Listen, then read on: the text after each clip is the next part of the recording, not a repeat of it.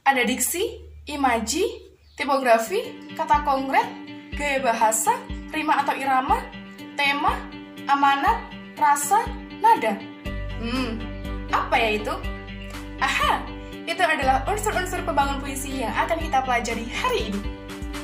Assalamualaikum warahmatullahi wabarakatuh. Selamat pagi, selamat siang, selamat sore, dan selamat malam anak-anak yang sedang menonton video pembelajaran hari ini di rumah.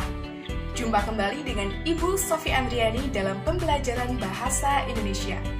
Bagaimana kabarnya anak-anak? Apakah masih tetap semangat dalam mengikuti pembelajaran hari ini? Alhamdulillah masih. Nah, masih ingatkah minggu kemarin kita sudah belajar tentang apa? Ya, pintar sekali. Kalau minggu kemarin kita belajar tentang teks laporan hasil observasi, hari ini kita mau belajar tentang apa ya? Nah, sebelum mengawali pembelajaran hari ini, alangkah lebih baiknya kita berdoa dengan mengucap basmalah bersama-sama. Bismillahirrahmanirrahim. Semoga kegiatan online kita hari ini, belajar online hari ini, dilancarkan dan ilmunya dapat bermanfaat bagi sesama.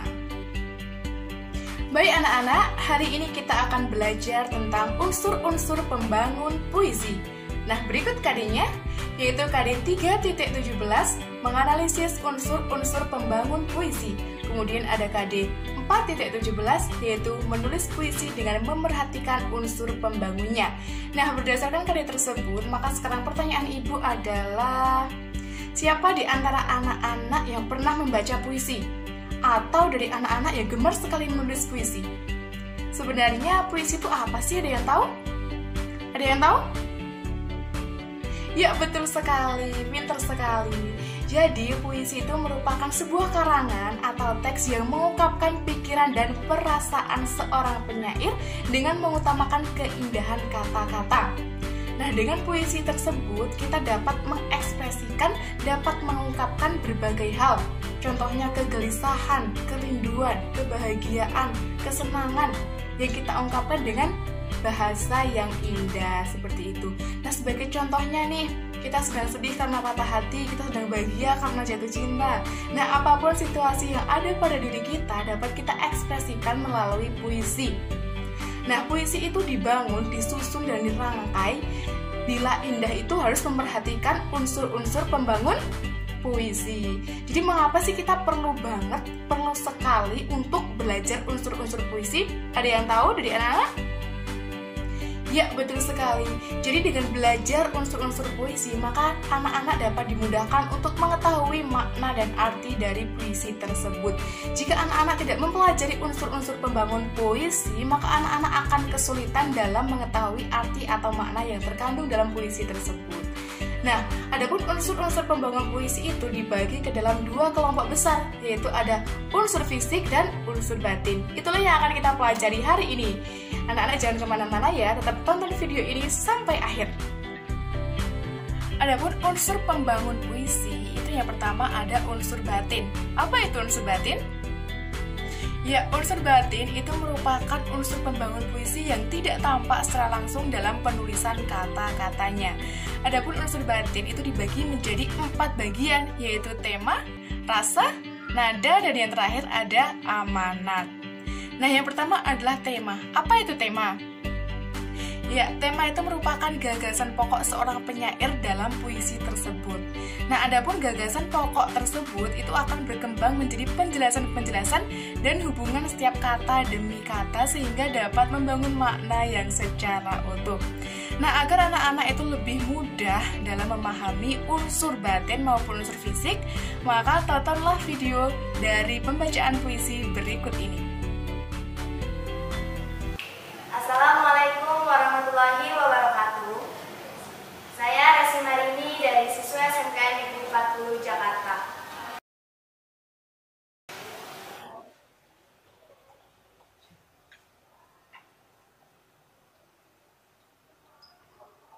Aku, karya Khairil Anwar.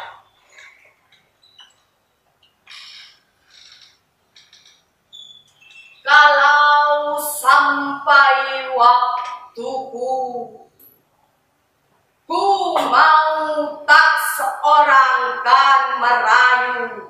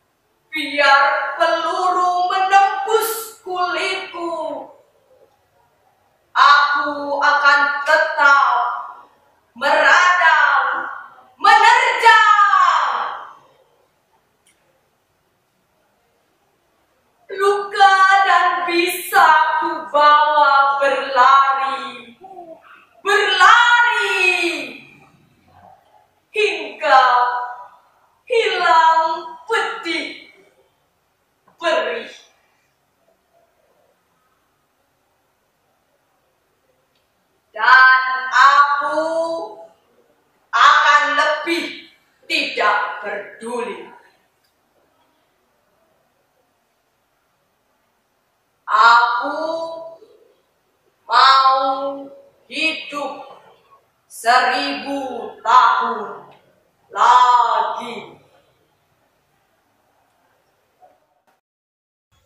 Oke, baik anak-anak. Setelah anak-anak menyaksikan video pembacaan puisi berjudul Aku karya Chairil Anwar, maka tema yang terkandung di dalam puisi tersebut kira-kira apa ya? Ya, betul sekali. Jadi tema dalam puisi Aku karya Chairil Anwar itu adalah kegigihan dan semangat perjuangan. Semangat perjuangan apa, Bu? Jadi semangat berjuang seorang Chairil Anwar dalam membebaskan dirinya dari belenggu penjajah. Kemudian ada kata semangat. Semangat berarti semangat seorang Chairil Anwar dalam memerdekakan dan memperjuangkan hak-haknya tanpa merugikan orang lain. Itulah tema dari puisi Aku karya Chairil Anwar. Dilihat dari judulnya saja, ada kata aku, yaitu tujuannya mencari hidup. Seorang aku Chairil Anwar itu dia berjuang untuk mencari tujuan hidupnya, seperti itu. Kemudian unsur batin yang kedua itu adalah rasa. Rasa itu merupakan sikap seorang penyair terhadap pokok permasalahan yang ada dalam puisi tersebut. Dan dalam puisi tersebut itu mengisyaratkan adanya rasa haru, adanya rasa sedih. Seorang Chairil Anwar mengekspresikan bahwa dirinya ingin bebas dari segala ikatan apapun. Itu adalah rasa dari puisi Aku karya Chairil Anwar. Kemudian unsur batin yang ketiga itu adalah nada. Nada itu merupakan sikap penyair terhadap pembacanya. Kalau anak-anak sudah pernah membaca atau baru saja melihat tayangan video tentang puisi Aku berjudul Chairil Anwar, maka nada dalam puisi tersebut itu menggambarkan kewibawaan, ketegasan, lugas dan jelas. Karena bait-bait dalam puisi tersebut itu terdapat kata-kata yang mengandung perjuangan, sehingga nadanya itu berwibawa, nadanya tegas, lugas dan jelas, seperti itu. Nah, kemudian yang selanjutnya itu adalah amanat. Nah, amanat itu merupakan unsur terakhir dari unsur batin. Apa itu amanat? Apa ada yang tahu? Ya, betul sekali. Jadi amanat itu merupakan pesan yang ingin disampaikan oleh seorang penyair, yaitu Aku atau Chairil Anwar kepada pembacanya. Nah, sebagaimana contohnya tadi, dalam puisi tersebut Chairil Anwar itu ingin memberikan sebuah pesan kepada seluruh manusia bahwa manusia dalam menjalani hidupnya itu harus kokoh, harus tegar, harus sabar, pantang menyerah, semangat dalam apa? Dalam berjuang mempertahankan kehidupan. Walaupun banyak sekali rintangan, tantangan, dan hambatan, itu tidak boleh kita putus asa dalam menjalani kehidupan. Seperti itu. Bisa dipahami anak-anak? Nah, adapun unsur puisi yang kedua adalah unsur fisik. Apa itu unsur fisik? Ya, unsur fisik itu merupakan unsur pembangun puisi yang bersifat tampak secara langsung dalam susunan kata-katanya. Nah, adapun unsur fisik puisi itu terbagi menjadi 6 bagian. Yang pertama adalah tipografi, kemudian diksi, ada imaji, ada kata konkret, ada gaya atau majas bahasa, dan yang terakhir ada rima atau irama. Nah, yang pertama adalah tipografi. Tipografi itu merupakan perwajahan dari puisi.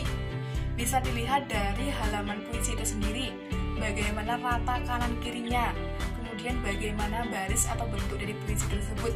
Contohnya, dalam puisi Aku karya Chairil Anwar itu terdiri dari berapa bait? Ya, terdiri dari 7 bait. Setiap bait itu bersifat singkat, padat, dan ringkas. Kemudian pada bait kedua, ke-6, dan ke-7 itu hanya terdiri dari 1 baris 1 kalimat saja. Nah, itu merupakan salah satu contoh bentuk dari tipografi. Yang kedua adalah diksi. Diksi itu merupakan pilihan kata-kata yang digunakan oleh seorang penyair dalam mengekspresikan perasaannya bentuk puisi. Nah, karena sebuah puisi itu merupakan sebuah mahakarya yang sangat indah dan sangat bermakna, maka seorang penyair itu harus memperhatikan pilihan kata yang akan digunakan. Nah, contohnya dalam puisi Aku karya Chairil Anwar itu menggunakan diksi yang lugas, tegas, dan padat, seperti itu. Nah, adapun diksi ketegasan itu mengisyaratkan bahwasanya ada sesuatu yang penuh dengan emosi dan penuh dengan ketegaran, seperti itu. Nah, unsur fisik yang ketiga itu adalah imaji atau pencitraan. Apa itu imaji atau pencitraan? Ya, imaji atau pencitraan itu merupakan kata atau susunan kata yang mengungkapkan pengalaman indrawi. Contohnya penglihatan, pendengaran, ataupun perasaan.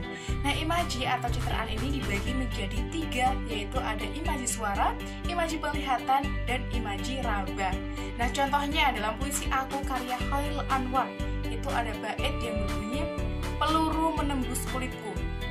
Nah, adapun kalimat tersebut itu merepresentasikan adanya imaji luka, sakit, ataupun perih.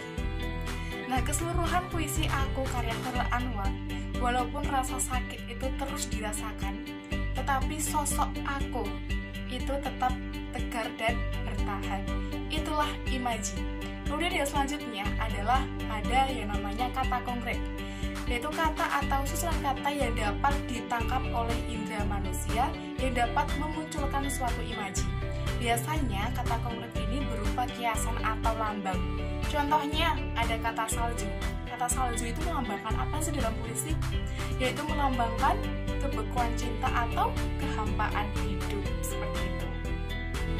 Unsur fisik yang kelima itu ada majas atau gaya bahasa. Nah, majas atau gaya bahasa itu merupakan bahasa kias yang dapat menghidupkan atau meningkatkan efek tertentu serta dapat menimbulkan konotasi tertentu.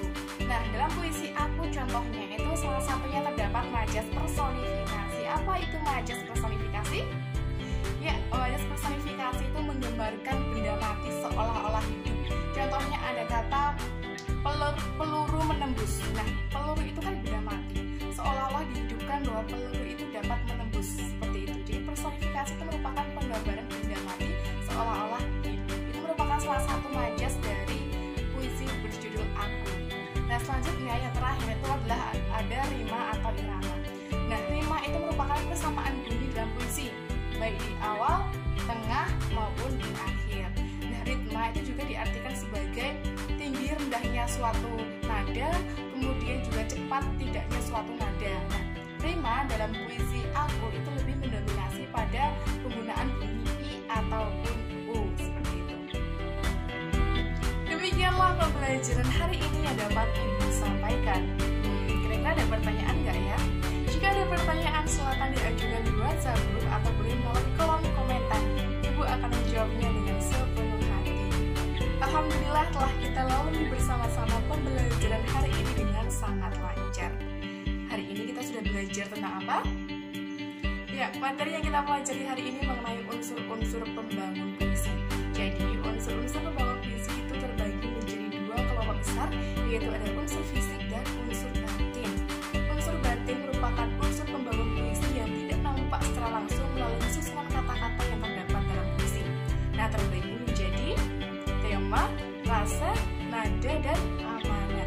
Sedangkan unsur fisik itu merupakan unsur pembangun puisi yang sifatnya nampak secara langsung melalui susunan kata-kata dalam puisi tersebut, yang terbagi menjadi tipografi, imaji, diksi, kemudian ada kata konkret, gaya bahasa, dan terakhir ada rima atau irama.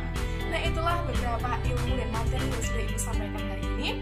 Kemudian tugas anak-anak adalah menulis puisi. Menulis puisi dengan memperhatikan unsur-unsur pembangun puisi tersebut. Jadi, puisi yang ditulis oleh anak-anak itu bebas, temanya bebas, tidak terbatas. Jadi, silakan anak-anak untuk mengekspresikan perasaannya melalui sebuah puisi. Nah, sebelum Ibu akhiri pembelajaran hari ini, alangkah lebih baiknya kita berdoa terlebih dahulu dengan mengucapkan hamdalah bersama-sama. Alhamdulillahirrahmanirrahim.